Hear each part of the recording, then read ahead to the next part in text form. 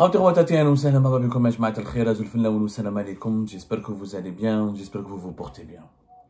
Nous allons vous raconter une histoire qui témoigne de la clochardisation de l'État en Algérie.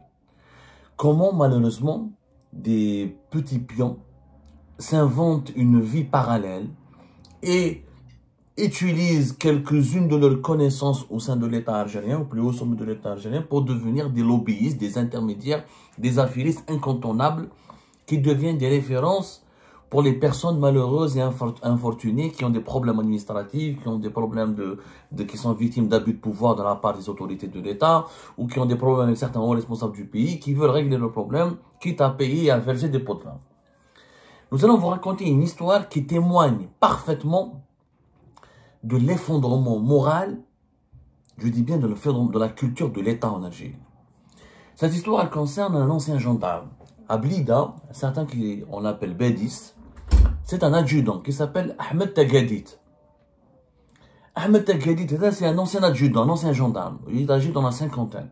Ce n'est même pas un colonel, un général-major ou un commandant, un ancien adjudant.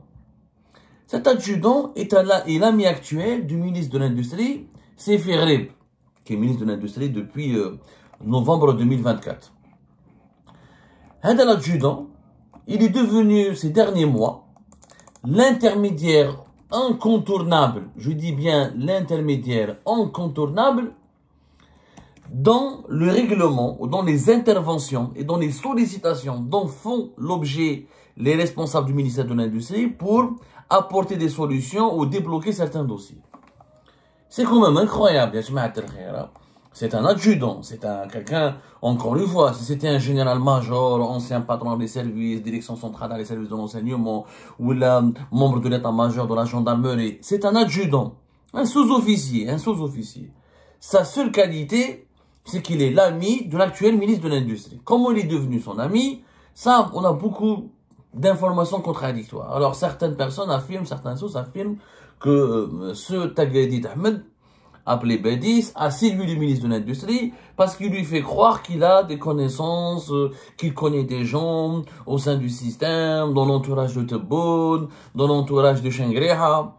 Moi, je pense que ces sources-là, malheureusement, sont mal informées ou désintoxiquées. En réalité,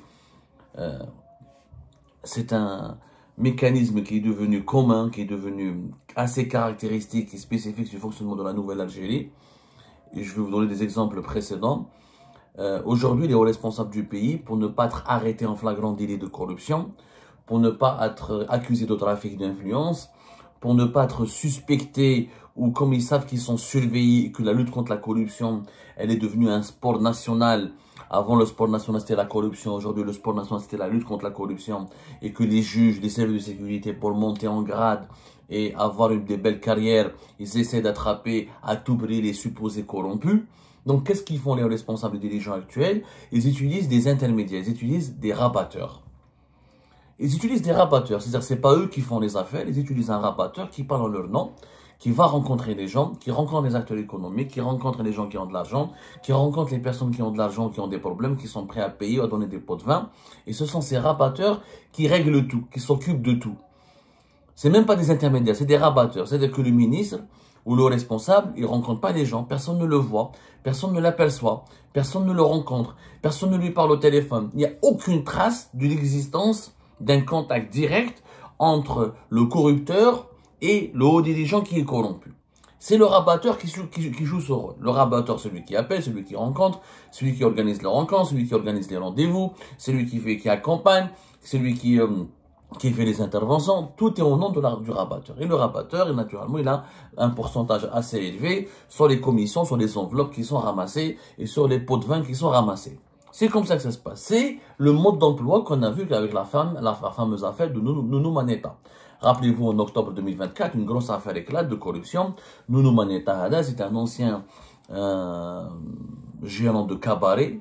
Même pas gérant, il a commencé sa carrière comme il travaillait dans un cabaret, ensuite il a géré des cabarets à Alger et à Oran. Il était l'ami intime de Ali Aoun, l'ancien ministre de l'Industrie et de la Production pharmaceutique, Ali Aoun de 2022 à 2024. Et c'était Nounou Manetta qui faisait les interventions, qui parlait au nom de Ali Aoun et qui rencontrait les hommes d'affaires, qui partait même, Nounou Manetta, il partit même en mission à l'étranger, en Mauritanie, il partait en Mauritanie pour parler au nom de Ali Aoun, et comme s'il était le bras droit, le collaborateur de Ali Aoun. Ali Aoun, je rappelle, il était au pouvoir de 2022 à 2024. D'abord, ministre de l'Industrie pharmaceutique 2022-2024, 2022-2023. Ensuite, ministre de l'Industrie tout court et de la production pharmaceutique de mars 2023 à novembre 2024. Nounou Manetta, c'est comme Hada, le gendarme Bedi. Son surnom c'est Bedi, son véritable nom c'était Gadid Ahmed. Et Nounou Manetta, on a donné son nom, c'était, je crois que c'était, son nom c'est Abdelnour quelque chose, peu importe son nom, on l'avait déjà donné. Vous pouvez voir les investigations d'Algérie Part, nos anciennes émissions, Nounou Manetta, on en a parlé énormément sur Nounou Manetta, Abdelnour quelque chose, j'ai oublié son nom. Voilà, Nounou Manetta. On avait donné son nom, dans une affaire Kbira, où finalement Sharaf Din Amara, il était en contact avec lui, des juges étaient en contact avec lui, des hauts responsables. Il n'y avait pas que Eliam, mais il était le rabatteur attitré de Eliam. Alors que, encore une fois, la Nounou Manetta n'occupe aucune fonction au sein de l'État, n'est pas un fonctionnaire, n'a pas de diplôme, n'a aucun niveau d'instruction, il n'a absolument, qui m'a dit Haj Kamel récemment, on en a parlé, l'affaire de Haj Kamel. Ce sont des intermédiaires dont le seul but, Haj Kamel, c'était en mai 2025, ça a éclaté, lorsque 3 cadres du ministère de la Justice ont été arrêtés et placés en détention. L'affaire Haj Kamel, qui était l'ancien de l'USMH, de Harrach, et qui s'appelle Kamel Ben Abdallah, dit Haj Kamel, Nounou Manetta, Haj Kamel, Hada Badis, le gendarme, ce sont des rabatteurs. C'est la nouvelle mode. Avant, à l'époque de Bouteflika, il y avait des intermédiaires. Il n'y avait pas beaucoup de rabatteurs. Les hauts responsables parlaient en leur nom. Il te recevait dans son bureau, il organisait des rencontres où là tu pouvais rencontrer son cabinet, son bras droit qui organisait dans un restaurant. Et c'est le haut responsable qui traite l'affaire, qui exige le pot de vin, qui exige tel versement, tel pourcentage, etc. Ça, c'était à l'époque de Bouteflika. Aujourd'hui, le monde a changé. Comme la lutte, comme le régime, le pouvoir algérien essaie de nous faire croire qu'il fait du nettoyage et qu'il lutte contre la corruption. Donc, les dirigeants de la nouvelle Algérie ont inventé des nouveaux mécanismes de corruption, qui sont les rabatteurs. Ahmed Tagadit, comme Nounou Manetta, comme Haj Kamel, il fait ravage. Dans la zone industrielle de Annaba, tout ce qui concerne le ministère de l'Industrie, c'est le nouveau Nounou Manetta. Ali Aoun, il avait Nounou Manetta, Hada Sefi Grib, il a Tagadit Ahmed. Un gendarme, tous les déblocages, les autorisations, les licences, les problèmes au niveau des zones industrielles, le problème du foncier, le problème de tel permis, le problème, toute intervention, tout problème en Algérie, on a le talent de créer des problèmes. D'ailleurs, la corruption se nourrit des pays où il y a le plus de dysfonctionnement, où la corruption se nourrit des problèmes bureaucratiques et administratifs. Dans les pays, il y a des appareils administratifs et bureaucratiques extrêmement compliqués et extrêmement, on va dire que complexes et qui s'inscrivent dans la durée. Et c'est des problèmes qui prennent des dimensions des fois inédites et des ampleurs incontrôlables. C'est dans ces pays-là où la corruption prospère. Plus il y a de la corruption, plus il y a de la bureaucratie et de l'administration, plus il y a de la corruption. C'est pour ça que dans les pays les moins corrompus, ce sont toujours les pays les plus ouverts avec une bonne gouvernance, avec une gouvernance directe, avec le moins de fonctionnaires, avec le moins de bureaucratie, avec le plus d'ouverture, avec un contact direct entre l'administration, avec le moins de procédures administratives pour entreprendre, pour faire du commerce, pour régler ses problèmes, pour créer de la richesse, pour investir, etc. Dans les pays comme les nôtres, c'est ça le sous-développement. Il y a le millefeuille administratif. Là, on n'a pas de millefeuille. Le millefeuille administratif en France. En Algérie, on a la pièce montée administrative. Il faut aller tel directeur de wilaya, ensuite tel wali, ensuite tel directeur central, ministère, enfin telle autorisation ou telle licence. Derrière les restrictions qui ont été imposées à l'époque parce qu'à l'époque de Bouteflika, c'était moins dur. L'administration était beaucoup moins, elle était puissante, mais elle était beaucoup moins persécutée. Elle était beaucoup moins dans la persécution, elle était beaucoup moins étouffante. Elle était beaucoup moins présente qu'aujourd'hui. Aujourd'hui, la nouvelle Algérie, avec le régime Tebboune, ils ont créé une série de lois et de dispositifs dans tous les secteurs, notamment le secteur industriel et le secteur du commerce, le secteur économique, où tout est contrôlé, où tout est surveillé, où il faut des licences, il faut des autorisations, il faut passer par un certain permis d'exploitation, et quand personne ne signe, parce que tout le monde a peur de signer, de finir en prison, parce que les petits électeurs sont sacrifiés au moindre scandale de corruption. Donc, tout est relève de la présidente de la République ou des ministères ou des ministres qui composent le gouvernement. Sauf que les ministres, pour toucher des pots de vin, pour faire les affaires, ils ne peuvent pas le faire ouvertement aujourd'hui, ils utilisent les rabatteurs. Les rabatteurs, leur métier c'est quoi? C'est de débloquer et de récupérer des pots de vin pour récupérer les pots de vin et les barchiches et les enveloppes pour trouver les solutions au blocage que rencontrent les entrepreneurs et les opérateurs économiques. C'est exactement ce que fait Adat Al-Gadir Ahmed. Et le mouchkel, c'est qu'il est devenu maintenant un blida très connu. Et les langues commencent à se délier. Et le comportement, comme on dit, comme disaient mes sources, comme déplorent nos sources, il y a une perte de repères, inversion des rôles au sommet de l'État, il y a des situations de conflit d'intérêts, des soupçons de corruption, et c'est très malsain. C'est très malsain que des rabatteurs extérieurs à l'État accumulent un pouvoir d'influence important pour parler au nom de l'État. Ou là, un ancien gendarme, un sergent, même pas un sous-officier, qui parle au nom de l'État, auprès des autorités du pays, où il règle les problèmes, où il intervient auprès de qui, auprès de ceci. Ça devient un cirque. Ça devient un cirque où chacun joue un rôle, sauf la morale et les institutions de l'État qui sont clochardisées. Et les chauffeurs oubliés, ou les services de sécurité le savent, il part jusqu'à récupérer comment il s'appelle, Tagadi Ahmed, où il dormait dans la campagne, etc. Exactement comme elle est avec nous, nous, l'État. Et les dirigeants algériens, comment dirais-je, ils sont condamnés, on peut pas les guérir. Leur cas, ils sont des gens condamnés, ils sont addicts à la corruption, addicts au trafic d'influence, addicts à l'enrichissement illicite, addicts à l'immoral. On ne peut pas les guérir, pour moi c'est des cas foutus, c'est des cas condamnés. Incurables, voilà, je cherchais le mot. C'est des gens incurables, inguérissables. Tabou, emprisonner tout le monde. Tabou, incarcérer tout le monde. Ils utiliseront toujours des failles pour se corrompre et pour s'enrichir. Pourquoi? Parce qu'encore une fois, plus les régimes sont autoritaires, plus ils sont corrompus. Et prenez le classement des pays les plus corrompus au monde. Ce sont les pays les plus autoritaires. Plus un pays est démocratique, plus il est transparent, plus il y a une justice indépendante, plus il y a une croissance économique, plus il y a une prospérité locale, moins il y a de la corruption. Quand il y a l'autoritarisme, l'étouffement des libertés, le verrouillage du champ politique, du champ médiatique, du champ judiciaire, toxifié, personne ne va le dénoncer. Le ministre, c'est très bien, il n'y a pas de liberté, il n'y a pas de liberté de presse, il n'y a pas de liberté d'expression.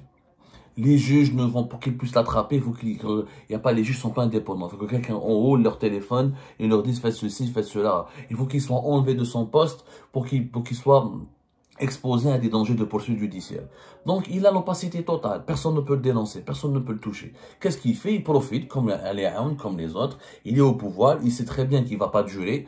Dans quelques mois, il peut être remplacé. Dans quelques mois, il pourrait être changé et un autre pourrait lui succéder. Donc, pendant ce temps-là, il en profite. Pour en profiter, il prend un rabatteur qui parle en son nom et qui essaie de ramasser shkara, comme on dit. C'est-à-dire les plus grosses sommes de pots de vin possibles pour qu'il puisse avoir une retraite dorée. Parce que les salaires des ministres en Algérie sont minables. Il faut savoir que les salaires des hauts responsables algériens sont minables. C'est quoi entre 30 et 50? Les hauts responsables en Algérie, généraux et ministres. Hein? Généraux et ministres, ça commence en moyenne 30 à 50. Mais à part le président, l'état-major et les généraux majors, certains corps de dirigeants, ils touchent au-delà de 60 millions. Sinon, le reste, c'est entre 30 et 50 millions. 30 et 50 millions, c'est quoi en euros? Le dinar ne vaut plus rien. C'est même pas 2000 euros. Et donc, tu risques ta vie, tu travailles, le poids de la responsabilité, les critiques, les pressions, etc. Tu risques de sauter comme un fusible, tu risques de finir en prison, c'est un scandale éclat, tu peux être sacrifié par le président, par l'institution militaire, à la fois pour 2000 euros par mois. Même pas 2000, des fois même pas 2000. Le dinar qui est taillé pour ceux qui touchent 30 millions, même pas 2000, 30 millions, même pas 2000 euros. Donc les gens, ils s'enrichissent, ils veulent s'enrichir, ils veulent savourer le pouvoir, ils veulent profiter des largesses du pouvoir en tentant de s'enrichir. C'est pas la prison qui met fin à la corruption. La leçon de cette histoire, c'est que on a une dizaine de ministres en prison, des dizaines de militaires et des hauts gradés de l'armée sont en prison pour des affaires de corruption. Mais la corruption ne cesse pas. Pourquoi? Parce que la corruption, pour qu'elle cesse, pour qu'elle disparaisse, il faut que l'autoritarisme disparaisse, il faut que l'économie algérienne devienne prospère, il faut que les salaires suffisent aux dirigeants et aux hauts fonctionnaires de l'État pour qu'ils puissent vivre dignement, il faut que la crédibilité de l'État soit restaurée. Il faut surtout que la rigueur soit aussi restaurée et surtout, il faut de la culture de la performance. Aujourd'hui, la nomination des hauts responsables du pays, c'est le bniamisme, c'est les interventions, c'est le régionalisme, c'est la loyauté à tel clan ou tel clan. Donc, on nomme des gens qui ne sont pas responsables, qui ne sont pas compétents, donc qui ne sont pas motivés. Parce qu'ils ne veulent pas venir au pouvoir pour servir le pays et rentrer dans l'histoire et permettre de développer le pays, à quelques exceptions près, toujours des exceptions qui confirment la règle. Ils veulent aller au pouvoir, ils veulent prendre le pouvoir et monter au plus haut sommet de l'État ou grimper les échelles du pouvoir juste pour avoir des privilèges. Et comme les privilèges officiels ne leur suffisent pas pour s'enrichir, ils font de la corruption. Donc la dictature, l'autoritarisme n'enterre pas la corruption. C'est faux. Les pays les plus corrompus sont les pays les plus dictatoriaux. La prison, les condamnations, même si tu condamnes à mort les corrompus, ça n'arrêtera pas. Ce qui arrête la corruption, c'est quoi? C'est d'abord une culture de l'État, des institutions solides, où c'est l'institution qui prime, c'est pas les individus, où il y a une justice indépendante, où les gens... Pourquoi il y a la corruption? Quand les gens donnent de l'argent. Le jour où les gens ne donneront pas des pots de vin pour régler leurs problèmes, il n'y aura pas de corruption. Mais pourquoi les gens donnent des pots de vin? Parce qu'il y a beaucoup de problèmes. Parce qu'il y a des obstacles administratifs, parce qu'il y a des abus de pouvoir, parce qu'il y a une machine administrative qui fait de la hogra, qui écrase et qui persécute les droits élémentaires du citoyen. Parce que les opérateurs économiques sont souvent rackettés, les lois changent, l'instabilité réglementaire, la complexité des lois. Donc, plus un pays il est fermé, plus il est géré avec de l'autoritarisme, avec de la dictature, plus il sombre dans le fléau de la corruption. Voilà. Aujourd'hui, dans les pays fermés totalitaires, vous pouvez avoir un gendarme sous-officier qui peut parler au nom d'un ministre et au nom de tout un État. C'est malheureusement le symbole de la clochardisation qui provoque un déclin moral et surtout qui entraîne le pays dans des crises dans des scandales, des crises de corruption qui risquent malheureusement d'avoir un impact préjudiciable dans un avenir proche puisque l'État perd sa crédibilité et les gens malheureusement ils sont de plus en plus rackettés et on aura de moins en moins d'investisseurs. La perte de confiance totale, la perte de repères, ça empêche vraiment le développement d'un pays.